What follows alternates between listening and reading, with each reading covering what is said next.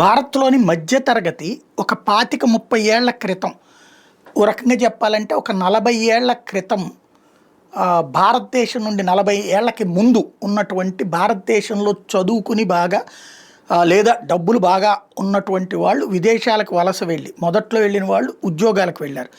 ఆ తర్వాత ఇలా ఉద్యోగాలకు వెళ్ళిన వాళ్ళు అక్కడ వ్యాపారం బాగుంటుంది అంటే ఇక్కడ ఆస్తులు అమ్ముకుని అమెరికాకి వెళ్ళినో లేకపోతే ఆస్ట్రేలియాకి వెళ్ళినో జర్మనీకి వెళ్ళినో అట్లాగా వెళ్ళి అక్కడ వ్యాపారాలు పెట్టిన వాళ్ళు ఉన్నారు. లేదా ఉద్యోగాల కోసం అక్కడికి వెళ్ళి ఉద్యోగాల మీద విరక్తి చెందాక ఉద్యోగాల కంటే వ్యాపారం బెటర్ అని ఉద్యోగాల్లో సంపాదించిన డబ్బులతో అక్కడ వ్యాపారాలు పెట్టి క్రమంగా ఎదిగినటువంటి వాళ్ళు ఉన్నారు.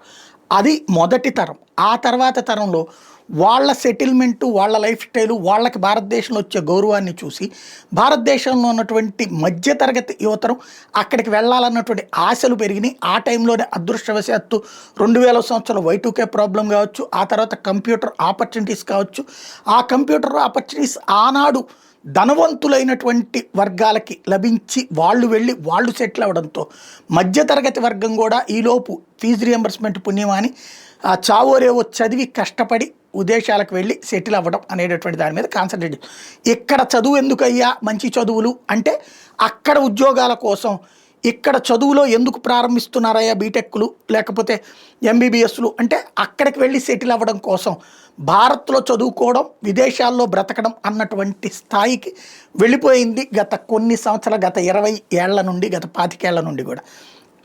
చివరికి ఇప్పుడు వచ్చేసి ఈ తరం ఒక 5-10 ఏళ్ల క్రితం నుంచి ప్రారంభమైనటువంటిది ఏంటంటే చదువే అక్కడికి వెళదాం, ఇక్కడ చదువుకుని అక్కడికి వెళ్ళడం ఎందుకు, చదువుకోవడమే డిగ్రీ అక్కడే చదువుదాం, చదువుకుంటా ఏదో ఒక పని, అది పాయికానలే అడుగుతామా, షాపులోనే పని చేస్తామా, పెట్రోల్ బంకులోనే పని చేస్తామా, లేకపోతే గ్యాస్ బంకులోనే పని చేస్తాం, చేసేస్తా బతుకుతా, ఆ డబ్బులతో మన ఫీజులు కట్టుకుందాం, ఆ పైన అక్కడ సెటిల్ అవుదాం అనేటటువంటి వాళ్ళది వెళ్ళింది. ఆ వర్గం అయింది. ఈ వర్గం కొంచెం మాస్ అయింది. ఈ మాస్కి ఇక్కడ రాజకీయాలు, ఇక్కడ కులాలు, ఇక్కడ హీరోయత్వాలు ఇవన్నీ వచ్చినాయి. వీళ్ళందరూ అక్కడికి వెళ్ళి అరే మామ, అరే బాబాయ్ అంటూ రోడ్ల మీద కేకలేసుకుంటూ ఉంటే అక్కడ వాళ్ళకి అసంతృప్తి వచ్చింది. దాంతోపాటు వాళ్ళ ఉద్యోగ ఉపాధి అవకాశాలు పోతున్నాయి అన్నటువంటి కసి పెరిగింది. ఆ కసిలో నుండి వచ్చినటువంటి కోపంలో నుంచి ఐర్లాండ్లో దాడులు, ఆస్ట్రేలియాలో దాడులు, జపాన్లో దాడులు, లేకపోతే అమెరికాలో తిట్లు, కెనడాలో తిట్లు, బ్రిటన్లో తిట్లు, మన వాళ్ళు ఉద్యోగాలు చేస్తున్న వాళ్ళకి ఒకప్పుడు ఉండే గౌరవం పోయి మన వాళ్ళని అవహేళనగా మాట్లాడటం, లేకపోతే వెటకారం చేయటం, లేదా మన వాళ్ళ మీద దాడులు పెరిగిపోతానే గత కొంతకాలంగా. ఈలోపు అసలు భారత్ మీద పూర్తిగా విషాన్ని చిమ్ముతూ భారత్ అంటే తీవ్రమైనటువంటి వ్యతిరేకతను వ్యక్తం చేస్తూ ఒకప్పుడు భారత్ అంటే అపారమైన ప్రేమను గర్భించినటువంటి ట్రంప్ తన చుట్టూ ఉన్నటువంటి టీం అంతా కూడా పూర్తి భారత వ్యతిరేకులు పెట్టుకున్నాడు. వాళ్ళంతా భారత్ను తొక్కేయాలని చూస్తున్నారు. అట్లాగే యూరప్ దేశాల్లో కూడా భారత వ్యతిరేకతని వ్యాప్తి చేయడంలో సక్సెస్ అవుతున్నారు. ఒక సెక్షన్, అది డీప్ స్టేట్ అన్నామా, లేకపోతే అక్కడ ఉన్నటువంటి వాళ్ళు అన్నామా, లేకపోతే పాకిస్తాన్ పరోక్షంగా భారత్ మీద జరుపుతున్నటువంటి సైకలాజికల్ దాడి అందామా, ఆ కుట్రలకు అక్కడ ఉన్నటువంటి దేశాలు తలొగ్గుతున్నాయి అందామా, ఏమైనా జరుగుతూ ఉంది. దీంతో ఇప్పుడు అమెరికా అధ్యక్షుడు ట్రంప్ తాజాగా H1B వీసాల మీద పెట్టినటువంటి ఆంక్షలు, అట్లా గోల్డెన్ వీసా $10 లక్షలు, ఈ వీసా $1,00,000 అంటే, ఈ వీసా $1,00,000 అంటే దాదాపు ₹1 కోటి. అది వీసా, గోల్డెన్ వీసా అంటే దాదాపుగా $100 కోట్ల దాకా ఖర్చు పెట్టుకోవాల్సినటువంటి పరిస్థితి. అంతంతంటే ఇక బాగా తెగబలిసిన వాళ్ళు తప్పించి మామూలు వాళ్ళు. ఇంకోటి అక్కడ కంపెనీలో ఉద్యోగాలు. ఇది ఒక అన్రెస్ట్ దేశంలో. ఈ అన్రెస్ట్ని అధిగమించేందుకు గాను నరేంద్ర మోడీ కీలకమైనటువంటి వ్యాఖ్యలు చేశారు. ఇతర దేశాల మీద ఆధారపడమే అన్నిటికన్నా పెద్ద శత్రువు, మనమంతా కలిసి ఈ శత్రువుని జయించాలి, ఇది మోడీ ఇచ్చిన పిలుపు. విదేశాల మీద ఆధారపడొద్దని ఎప్పటి నుంచో చెప్తున్నా. విదేశాలపై మనం ఎంతగా ఆధారపడితే మనం అంతగా విఫలమవుతాం.